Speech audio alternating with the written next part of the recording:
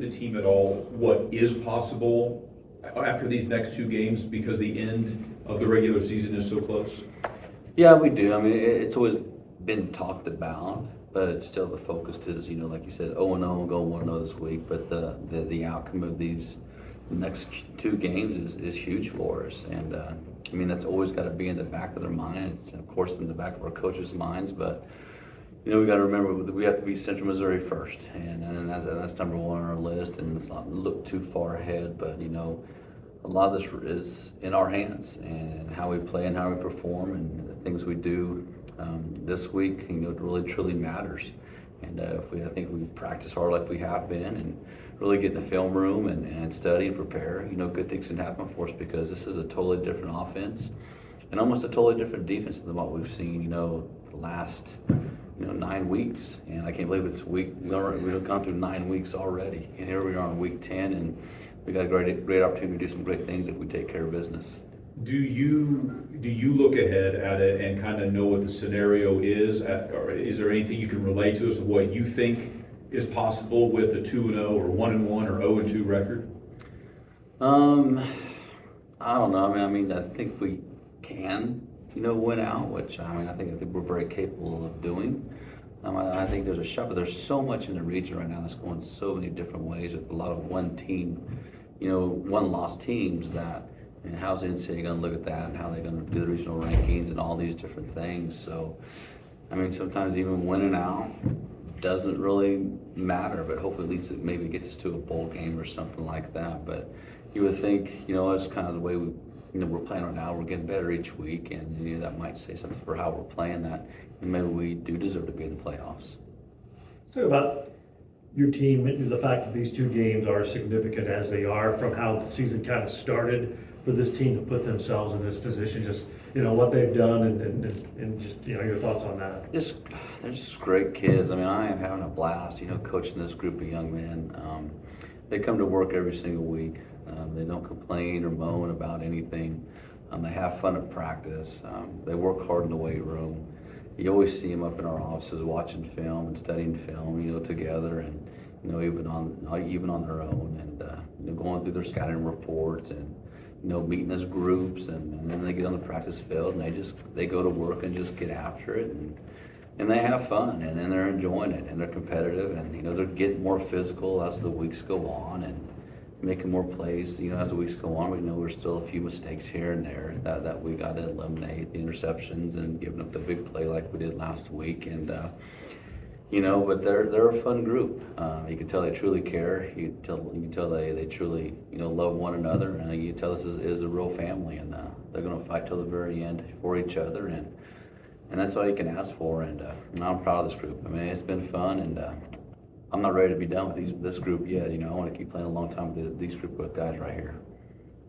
I know nobody wants to lose, but in hindsight, did the couple of losses help this team understand what they have to do in order to win on a week-to-week basis? I think it always does. I mean, I think a loss always really, you learn a lot from that. I mean, sometimes you win and you can still learn from some things, but I think the losses are the ones that you really learn the most from. And, the loss to Mo West is probably the one that hurts the most because we turned the ball over so many times and we didn't stop them defensively, in those situations.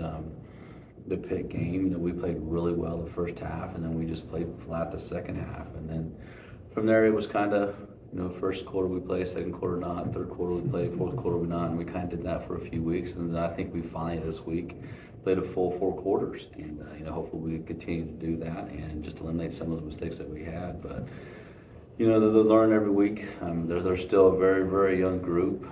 You look back, there's not a lot of seniors. I'm sure there's going to be a couple of kids that are juniors right now that because of COVID, are going to graduate and move on, with their lives and get jobs and make money and hopefully give some back to us. But I think there's probably going to be 5 to 6 guys that'll be out there in 2 weeks on senior day.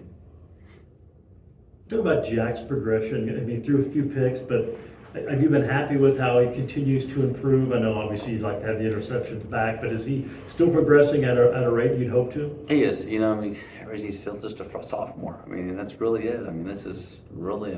He got thrown into the fire last year, and all the bullets were flying, you know, there wasn't a lot of leadership on that team, and a lot of things were going wrong, and so he got a lot of pressure put on him last year. And as a quarterback, sometimes that gives you happy feet a little bit. You know, I know I would be, you know, but he's still got. But these linemen have gotten better. You know, there are still some pressures that we need to get cleaned up. But the one to Ryan Allen, I mean, he's so wide open. He just wants to make sure that he makes that throw and doesn't overthrow it, underthrow it, and it's just one of those things. He didn't see the corner and threw it. The second one, you know, he probably should have ran, but again, it's a kid trying to make a play because he sees a touchdown, and then when he throws it, it gets kind of, you know, his hand gets kind of hit, and then it just kind of wobbles and it gets picked. So, but the kid's trying to make plays, right? He's trying to do everything he possibly can to help his team win. He took off running this week, which was good to see again because he did get some first downs on those, and it stresses the defense. But he's progressing very well, and he's doing a good job. And you know, he's only going to get better as we keep, you know, playing him and as the weeks go on. Of course, I'm hard on him, you know, during those times, and I'm getting all over him. But Jack knows I love him, and Jack knows I got his back. And you know, we talk about those things quite a bit. The one area of the team that I've heard people talk about community-wise is your defensive line, and how aggressive they've been, how at times dominant they've been, and they just seem to make a huge difference. But Evan Darville and Jason Wallace and your defensive tackles are kind of some unsung heroes right now. They seem to be eating up a lot in the middle that is allowing everybody else to have success. They do. I mean, they're taking on double teams every single play, and that's not fun, you know, and it can't be fun, but they enjoy it. They know they got to do their part, and it allows, you know, Mingus and Parrish and Barker and, you know, our linebackers and secondary guys to go make plays. So, I mean, they don't get a lot of glory for the things that they're doing, but I mean, the things that they're doing is huge. I mean, they're strong. They play hard, and they do still make plays, you know, off the double teams as well, being able to split them, and you know, we can do some twists and stuff with them that kind of frees them up a little bit as well. And when you see us do those things, that they go and make plays. But you know, those guys down in those trenches, I mean, hats off to them, because I mean, they're getting after it every single play, and there's not a play off that they take. I mean, I'm going to take the double team, and I'm going to take care of it, so somebody else can go make a play. And that's what we look for in players, you know, a selfless guy that does whatever he can for this football team. Seemed like you saw a little more Barker Saturday. Was that by design, to the way the game went out? And he seems to be a guy who's got a really high upside. You know, we did a good job of getting him in third and long situations, and it's just a package that we have. When we get that, we got Miles in there, and we got Parrish Terry, and we got Barker in there, so guys with some speed. And we got Wallace, and you know, just give him opportunities to get on the field and try to make plays, because he needs those. You know, as many reps as he can get, he needs, and because he's still growing and he's still maturing, and you know, he's still trying to figure this game out. But it was just the situations that we were in defensively gave us the opportunity to get him on the field more. Central Missouri had almost 1,000 yards of offense 2 weeks ago. How in the world do you solve the riddle of this offense? I just think defense, I think guys try to do possibly too much. You know, I think you stick to what you're good at, know what your kids can do. Of course, you're going to make a few adjustments here and there, but just make sure the adjustments aren't so difficult that your kids can't figure it out. They're going to spread you out like crazy with trips and doubles and open sets and things like that, and then try to get the linebackers out of the box. So you just got to try to match up the best you possibly can. And when we do have a guy out of box, you know, that guy in the box has to understand he's really a run stopper. And when we got two in the box, now our outside guys know that, hey, we have to defend the pass right here. So you know, there's some things that we got to do defensively. I mean, of course, we got to make some adjustments, but I just don't think we need to get too difficult and stick with our game plan the way we have the last, you know, 9 weeks, because our kids have played better and they have gotten better, and you know, their communications, you know, has gotten better as well, and just seeing things has gotten better. So don't overcomplicate it. You know, they're going to throw the ball. You know, you're going to see screens. You know, you're going to see verticals. You know, you're going to see digs. And you know, they're going to run power. You know, and different things like that. So we just got to be able to find ways to make sure we stay locked in and focused and eliminate. To me, it's eliminating the big play. We know it's going to be fast tempo. It's just being able to get lined up, you know, those fast tempo situations and get the call and then execute the call. What impresses you about Zabrowski is the way he's played this year? He gets the ball out of his hand quick, you know, and then if it's not there, he's able to extend plays. I mean, there's one play, I mean, they're trying to run a wide receiver screen out of a bunch set. Well, it would have been picked, so all he did was kind of take a few steps forward, and he was still able to complete the screen because the guy got so far upfield. I mean, that's impressive to do by a young man, and having the poise to do those things as well. But he's very poised in the pocket. When he scrambles, he's looking to throw. If he needs to run, he's going to run. And but he sees things very well, and he runs that offense, very quickly, and gets the guys on the ball very quickly, and he trusts his offensive lineman, and he makes the throws he needs to make to win ball games. So he's going to be tough, and we got to find a way to try to get some pressure on him, try to keep him in the pocket, and if we're not getting there, we need to get our hands up as defensive linemen, try to knock some of those balls down.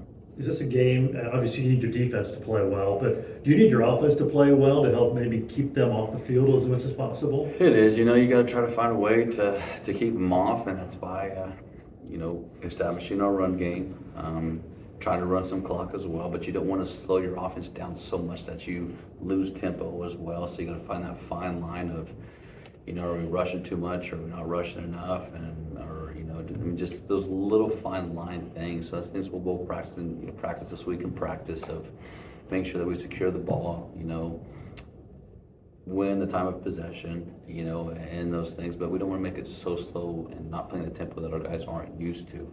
And so it's going to probably, it's really more the coaching staff, just how you get the call signaled in. Sometimes we're just really, really quick, and sometimes you just kind of slow it down, let the guys get lined up, and then go ahead and make the call. So it'll be a little bit of both, slowing it down, speed it up, slowing it down, speed it up, and just working together as an offense and defense, and because that's how this whole thing works. We do it as a team, we do it as a family, and when both things are clicking and working on the same page, good things happen. How satisfying is it to, with 2 weeks to go, be in this situation again? It's awesome. I mean, it feels great. I was talking to my coaches this morning. It's like, in the beginning of the year, heck, they had us picked, 9th, 10th, almost 11th in the conference, and our kids took heart to that, and just to see how far they have come, to make sure that, that we win ball games, and that we aren't the bottom team in this conference, that we are better than what people think, and it's a great feeling, but it's really nothing us coaches have done. I mean, it's really what these kids have done on their own, just the accountability through the summer and the discipline that they've had, and the sense of urgency that they play with, and the excitement that they play with, and we're starting to get to that physicality that I like as a football coach. But all the credit goes to these young men. I mean, they really have done a good job. Just when you think about how many kids we had this summer, 80 kids. That's a lot of kids, and it was the right kids. It was your starters and the backups, that were here, and it wasn't just all freshmen who were gonna, redshirt anyway. It was the right ones that were here and holding each other accountable and doing the things they need to do to win ball games, and I'm proud of them. But like I said, I don't want to be done with these guys yet. I want to play a lot more games with these young men, and I think we have the potential to do that. Is this game Saturday, the fact that they were picked 7th, you were picked 9th, to have as much writing on it and as meaningful in week 10, kind of a testament to the type of year it's been in the MIAA? It is. It's a crazy conference, right? You just never know. Week in and week out, it's tough, and you got to be prepared to play. And fortunately enough, our guys have found ways to fight through adversity, and they really did a good job getting into the transfer portal and getting some guys in, and picking up some really good wide receivers, a great quarterback, of course. And, they got 2 big running backs, and then defensively they kind of done the same thing, So, they do what they do, but it's, Central Missouri, it's a trip, and it's a place that we usually haven't played, real well at, but this is a different group of guys that we have right now. They're focused, they're locked in, they're ready to go, and, we have our team meeting today to finish up UCO, and it's on to UCM, so we'll see what happens. Talk about their defense a little bit, because their offense obviously is impressive and gets a lot of accolades, but they lead the conference, one of the top teams in the nation in interceptions and takeaways. What makes them so good in the challenge of going against that? I think, they play a 3-man front, just the opportunity to bring guys from different areas to get pressure on the quarterback, helps. Just kind of gives you different looks with man and zone, and those things, they make it look very similar. But as an offensive line, you're going to figure out, okay, where are they coming from? Who are they bringing? Just because with a 3-man front, there's like 6 extra guys that can come from many different positions. So you just got to be alert to those things and watching the film to understand when they're going to come. So, but that's how they've been able to get people, is just being able to do some things with the linebackers, and their defensive line's strong and powerful. And they get after you, and they cover very well. They're really good at man coverage, and they do get in zone, which really hasn't been that often. They've done a good job with that as well. But we just got to see the pressure, and we need to win the one-on-one battles, in the receiving corps. Brandon Kerr, any chance that he plays, or any update on him? Great opportunity. Yeah, I mean, he's feeling really good. I mean, the last 2 weeks he's gotten better, and so hopefully he's progressed, through the weekend, and progressed through this week as well. So we're hoping so, but Rock is starting to figure it out and starting to get better. And maybe he just needed some more reps, but he's come in and done a good job for us. But Kerr hopefully is ready for us to go, and now hopefully it's a Rock Kerr battle for that center position, and to compete forward, and the best man will get the job.